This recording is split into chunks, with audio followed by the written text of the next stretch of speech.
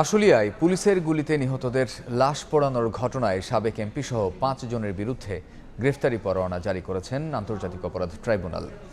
এদিকে বন্দি প্রত্যর্পণ চুক্তিতে ভারতের কাছে শেখ হাসিনাকে ফেরত চাওয়ার বিষয়ে চিফ প্রসিকিউটর জানান, ক্ষমতাচ্যুত প্রধানমন্ত্রীকে ফেরানো গেলে আরও সহজ হবে গণহত্যার বিচার কাজ। জুলাই আগস্টের গণহত্যার মামলায় বিচারের মুখোমুখি করতে শেখ হাসিনাকে দেশে ফেরাতে চলছে কূটনৈতিক প্রচেষ্টা। সোমবার বন্দি প্রত্যর্পণ চুক্তির আলোকে শেখ হাসিনাকে ফেরত চেয়ে দিল্লিকে চিঠি দিয়েছে ঢাকা। চিঠি পাওয়ার বিষয়টি নিশ্চিত করলেও কোনো মন্তব্য করেনি নয়াদিল্লি। মঙ্গলবার ট্রাইব্যুনালের চিফ প্রসিকিউটর জানান, সাবেক প্রধানমন্ত্রীকে ফেরাতে পারলে গণহত্যার বিচার কাজ আরও সহজ হবে।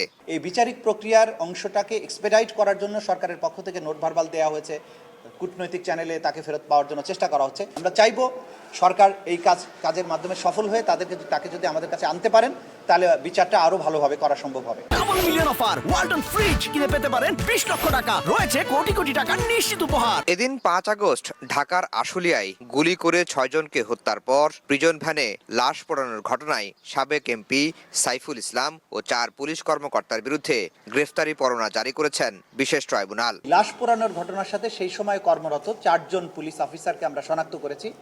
এই 4 জন আর সাইফুল ইসলাম ঢাকা 19-এর এমপি সেই সময়ে, তার বিরুদ্ধে আমরা গ্রেপ্তারি পরোয়ানা জারির জন্য আবেদন করেছিলাম। আদালত গ্রেপ্তারি পরোয়ানা জারি করেছেন আজকে।